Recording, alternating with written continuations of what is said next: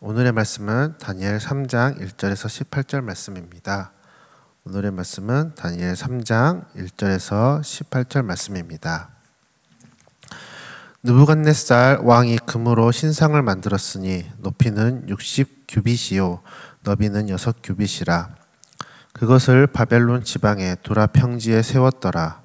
느부갓네살 왕이 사람을 보내어 총독과 수령과 행정관과 모사와 재무관과 재판관과 법률사와 각 지방 모든 관원을 느부갓네살 왕이 세운 신상의 낙성식에 참석하게 하매 이에 총독과 수령과 행정관과 모사와 재무관과 재판관과 법률사와 각 지방 모든 관원이 느부갓네살 왕이 세운 신상의 낙성식에 참석하여 느부갓네살 왕이 세운 신상 앞에 서니라.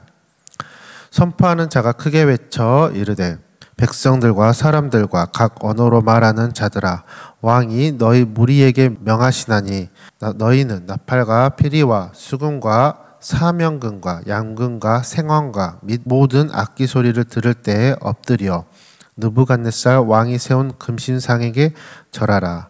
누구든지 엎드려 절하지 아니하는 자는 즉시 맹렬히 타는 풀무불에 던져 넣으리라 하였더라. 모든 백성과 나라들과 각 언어를 말하는 자들이 나팔과 피리와 수금과 사명금과 양금과 및 모든 악기 소리를 듣자 곧 느부갓네살 왕이 세운 금신상에서 엎드려 절하니라. 그때 어떤 갈대아 사람들이 나와 유다 사람들을 참소하니라. 그들이 느부갓네살 왕에게 이르되 왕이여 만수무강하옵소서. 왕이여 왕이 명령을 내리사 모든 사람이 나팔과 피리와 수금과 사명금과 양금과 생황과 및 모든 악기 소리를 듣거든 엎드려 금신상에게 절할 것이라. 누구든지 엎드려 절하지 아니하는 자는 맹렬히 타는 풀무불 가운데에 던져 넣음을 당하리라 하지 아니하셨나이까. 이제 몇 유대 사람 사드락과 메삭과 아벳느고는 왕이 세운 바벨론 지방을 다스리게 하신 자이거늘 왕이여 이 사람이 왕을 높이지 아니하며 왕의 신들을 섬기지 아니하며 왕이 세우신 금신상에게 절하지 아니하나이다. 느부갓네살 왕이 노하고 분하여 사드락과 메삭과 아벳느고를 끌어오라 말하매 드디어 그 사람들을 왕의 앞으로 끌어온지라. 느부갓네살이 그들에게 물어 이르되 사드락 메삭 아벳느고야 너희가 내 신을 섬기지 아니하며 내가 세운 금신상에게 절하지 아니한다 하니 사실이냐. 이제라도 너희가 준비하였다가 나팔과 피리와 수금과 사명금과 양금과 생황과 및 모든 악기 소리를 들을 때 내가 만든 신상 앞에 엎드려 절하면 좋거니와 너희가 만일 절하지 아니하며 즉시 너희를 맹렬히 타는 풀무불 가운데에 던져 넣을 것이니 능히 너희를 내 손에서 건져낼 신이 누구이겠느냐 하니 사드락과 메삭과 아벳느고가 왕에게 대답하여 이르되 느부갓네살이여 우리가 이 일에 대하여 왕에게 대답할 필요가 없나이다. 왕이여 우리가 섬기는 하나님이 계신다며 우리를 맹렬히 타는 풀무불 가운데에서 능히 건져내시겠고 왕의 손에서도 건져내시리이다. 그렇게 하지 아니할지라도 왕이여 우리가 왕의 신들을 섬기지도 아니하고 왕이 세우신 근신상에게 절하지도 아니할 줄을 아옵소서. 아멘. 네, 오늘 같이 말씀 보도록 하겠습니다. 느부갓네살 때 바벨론은 어마어마한 힘을 가지게 되었습니다. 그때 강국이었던 이집트의 전투에서 승리하게 되면서 지중해에 떠오르는 강자로 떠오르게 되면서 세계 제국을 세우게 되었습니다. 그는 자신이 얻은 권력을 자찬하기 시작하였습니다. 이러한 감정을 사로잡힌 왕은 한 가지 명령을 시행합니다.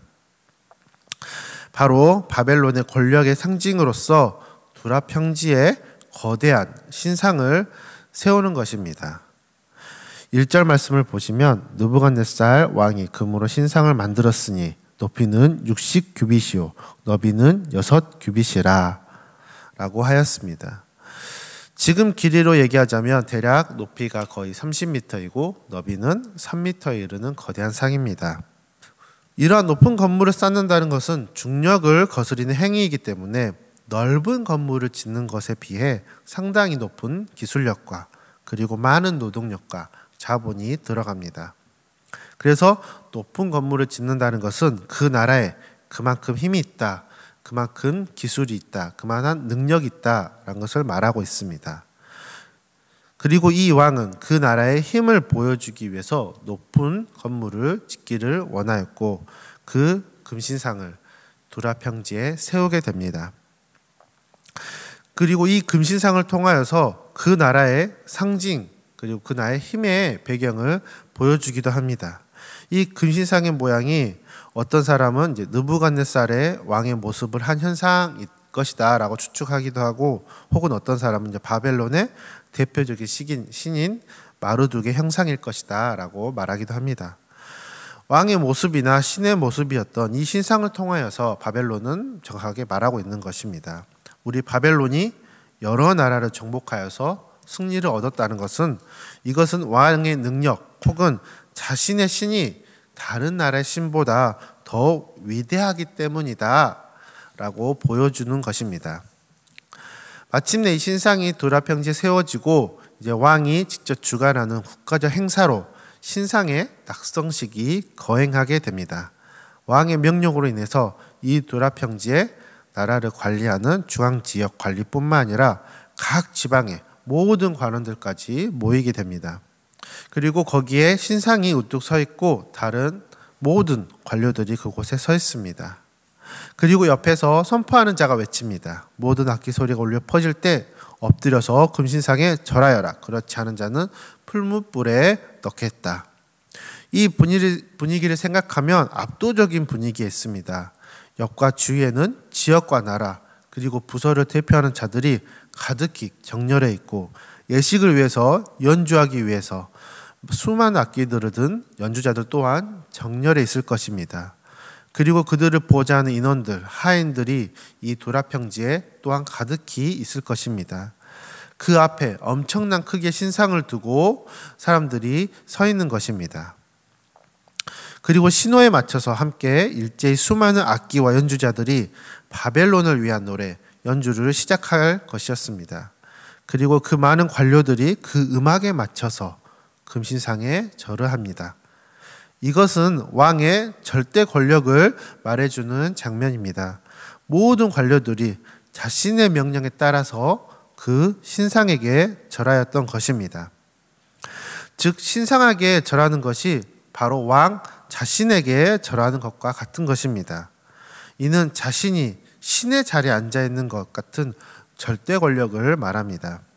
이는 모든 사람들이 한 인간의 위대함을 예배하는 장면입니다. 그러한 엄청난 예식과 압도적인 분위기 가운데서 예식을 진행합니다. 그런데 이렇게 자신의 절대 권력을 드러내는 예식을 한 느부갓네살은 반대에 부딪히게 됩니다. 8절의 말씀 보시면 그때 어떤 갈대아 사람들이 나와 유다 사람들을 참소하니라. 갈대아 사람들이 왕께 참소합니다. 바로 다니엘의 세 친구였던 사드락, 메삭, 아벳느고가 왕께 절하지 않았음을 참소합니다. 이 갈대아 사람들의 고발은 겉으로 보기에는 왕에 대한 충정으로 말하는 것처럼 보일 것입니다. 하지만 이 갈대아 사람이라는 말은 전문적인 점성가를 지칭하는 용어이기도 합니다. 그들은 유다 출신 다니엘과의 경쟁에서 밀린 바벨론 점성가들을 나타내는 말이기도 합니다. 그래서 이들은 이 다니엘 세 친구들을 시기하였을 것입니다. 이는 다니엘과 그리고 느부갓네살이 자신들을 밀어내고 이 사람들을 바벨론의 높은 통치자로 삼았기 때문입니다. 이렇게 그들을 시기했던 사람들은 이 사드락, 메삭, 아벳느고의 약점을 보자마자 바로 왕께 그들을 참소합니다. 그래서 이 참소를 들은 왕은 노하고 분하여 이 사드락과 메삭과 아벳느고 이 세 사람을 불러들입니다. 느부갓네살 왕은 이 세 사람에게 다시 신상에 대한 경의를 표할 것을 요구하였습니다. 만일 거절한다면 그들은 왕이 공포한 벌을 받아야만 했습니다. 따라서 그들은 극렬히 타는 풀무불 속에 던져지게 될 것이었습니다. 그리고 왕은 자신에게 사람을 살리거나 죽이는 권한이 있음을 주장합니다. 15절 말씀에 능히 너희를 내 손에서 건져낼 신이 누구게 있느냐 하니, 삶과 죽음의 결정은 신의 역할입니다. 하지만 지상의 패권을 장악한 느부갓네살은 자신의 권력, 자신의 자리를 신과 동일시하기까지 여긴 것입니다. 이렇게 교만과 오만으로 가득 찬 느부갓네살에게 이 세 사람은 말합니다. 그들은 16절에 이렇게 고백합니다. 우리가 이 일에 대하여 왕에게 대답할 필요가 없다고 말합니다. 이 말은 우리가 목숨을 부지하기 위해서 왕과 타협하는 일은 없을 것이라는 의지입니다. 풀무불에 들어가서 죽는다고 하여도 그것이 무서워서 신상 앞에 엎드려 절하는 일은 절대 하지 않겠다는 것입니다. 17절 18절 말씀 읽어보도록 하겠습니다. 왕이여, 우리가 섬기는 하나님이 계신다면 우리를 맹렬히 타는 풀무불 가운데에서 능히 건져내시겠고 왕의 손에서도 건져내시리이다. 그렇게 하지 아니할지라도 왕이여, 우리가 왕의 신들을 섬기지도 아니하고 왕이 세우신 근신상에게 절하지도 아니할 줄을 아옵소서. 이 세 사람은 하나님의 구원의 능력을 믿었습니다. 하나님께서 은혜로서 그들을 구원하실 수 있음을 고백합니다. 그렇다고 이 구원이 하나님의 선물이지 그분의 의무가 아님을 분명히 알고 있습니다. 즉 그들은 자신의 운명을 살아계신 하나님의 손에 맡긴 것입니다. 이러한 성경 내용을 통해서 우리가 생각해 볼 수 있는 것은 우리의 믿음에 대해서입니다. 먼저 나의 믿음의 자리에 대해서 우리는 생각해 볼 수 있습니다. 느부갓네살은 왕으로서 권력에 대해서 취해 있는 자였습니다. 자신이 왕이 되면서 나라는 점점 부강해지고 원정을 나가서 전쟁을 하면 이기고 이로 인해서 많은 나라들이 자신의 발 아래 무릎을 꿇는 것을 경험했습니다. 거기에 강국 이집트까지 무너뜨리게 되면서 지중해의 강자로서 서게 됩니다. 그에게는 더 이상 신도 무섭지 않았습니다. 그래서 다니엘을 통해서 모든 나라는 망한다는 하나님의 계시를 이미 들었음에도 불구하고 오히려 금신상을 만들라고 합니다. 자신의 절대 권력을 더욱 드러나는 예식을 진행하고 금신상 앞에 서서 금신상에게 절하라고 명령하면서 자신이 신의 위치에 서게 됩니다. 자신이 한 일이 자신의 능력으로 이루어졌으며 신을 의지하는 것이 아닌 자신의 능력으로 살아가는 모습, 그리고 자신의 능력이 잘 됨으로써 그것을 자랑하고 싶어하는 모습은 지금도 우리 주위에 쉽게 볼 수 있는 모습이지 않을까 생각합니다. 이는 자신의 위치를 신의 자리에 그리고 신과 동일한 자로 여기는 자의 모습일 것입니다.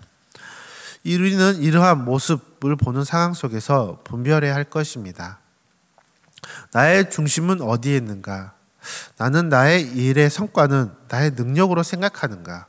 아니면 하나님께서 우리에게 주신 선물임을 믿으려 하는가? 또한 우리가 생각해 볼 수 있는 것은 세상 가운데 우리 그리스도인의 자리, 믿음의 자리는 어디인지 생각해 볼 수 있습니다. 다니엘의 세 친구는 하나님을 믿는 자입니다. 하지만 하나님의 뜻을 따르는 자로서 하나님을 의지하는 자의 방향과 세상의 방향이 부딪히는 모습을 봅니다. 금신상에 굴복하지 않으면 죽는다는 명령과 그리고 노랫소리와 함께 모든 장관과 관료가 절하는 압도적인 분위기 가운데서 이 세 사람은 하나님의 뜻을 의지하고 믿음을 놓지 않았습니다. 심지어 자신을 안전하게 지켜준, 자신이 관료로 일할 수 있도록 임명한 이 느부갓네살 왕의 말을 거역합니다. 이로 인해서 자신의 모든 것을 다 잃게 됨에도 그들은 하나님에 대한 확신을 가졌습니다. 이는 언제든지 우리 삶 가운데서 일어날 수 있는 상황입니다. 하나님의 말씀대로 살아가는 것, 하나님의 말씀을 묵상하고 하나님께 예배하고 기도하는 삶, 하나님의 사랑을 간직하고 전하는 삶, 이것은 바로 그리스도인의 삶입니다. 하지만 이러한 것과 반대되므로 강압들이 일어나기도 합니다. 하나님과 멀어지는 삶을 살라고 강요하기도 합니다. 이러한 강압은 그리스도인의 역사에서는 떨어지지 않는 것 같습니다. 초대교회 그리스도인의 핍박과 또한 한국 교회 내에서도 일제 침략기 때 그리고 공산당으로부터 받은 핍박, 그러한 가운데서도 하나님의 믿음을 포기하지 않는 그리스도인의 역사를 우리는 듣게 됩니다. 그리고 이러한 핍박은 지금도 우리 삶에도 함께 있는 것 같습니다.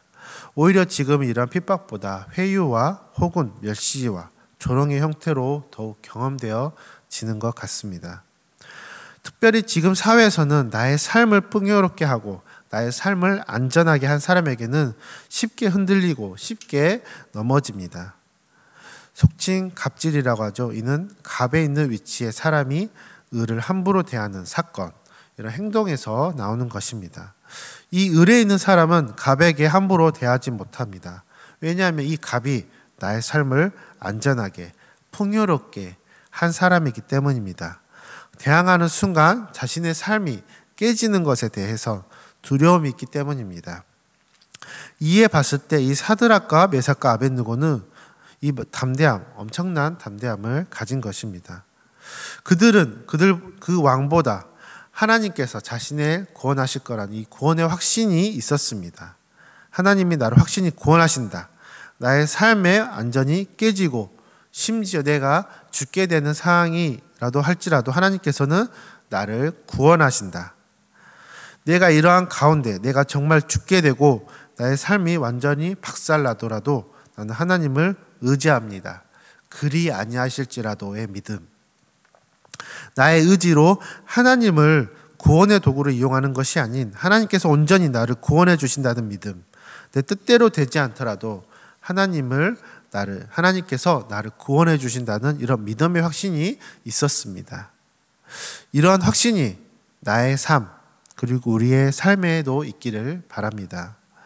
그래서 내가 지금 어떤 문제가 있음에도 어려움 가운데 있음에도 이 문제에 집중해서 이 문제를 해결해서 노력하는 것이 아닌 그리고 하나님을 이용해서 벗어나려고 기도하는 것이 아닌 오히려 이 문제에 붙들려 있는 시야에서 벗어나서 하나님께 시선을 두고 하나님께서 나를 구원해 주신다는 확신, 이 믿음을 가지고 흔들리지 않는 삶을 살기를 바랍니다. 이 삶을 사는 것이 바로 하나님이 우리에게 바라는 것이고 또한 기뻐하시는 삶이 아닐까 생각합니다. 또한 우리가 이런 확신의 삶을 살 때 우리의 삶이 더욱 풍성하여질 것이라고 생각되어집니다.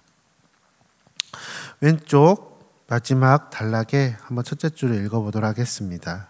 세상에 저항할 수 있는 힘은 하나님을 향한 흔들림 없는 신뢰에서 생깁니다. 이 하나님을 향한 흔들리지 않는 신뢰, 이 신뢰를 굳건하게 지키는 저와 우리 성도분이 되길 소망합니다. 기도하시겠습니다. 하나님 아버지, 정말 세상 여러 유혹과 거짓된 정보 가운데 하나님은 우리가 하나님의 말씀으로 설 수 있는 믿음으로 강건하길 우리는 소망합니다. 주님, 저희의 삶 속에서 하나님께서 구원해 주심에 대한 확신, 믿음의 확신을 가짐으로 하나님과 멀어지는 길에서 벗어나서 하나님을 따르는 하나님의 길을 걷는 자가 되도록 주님 인도해 주시옵소서.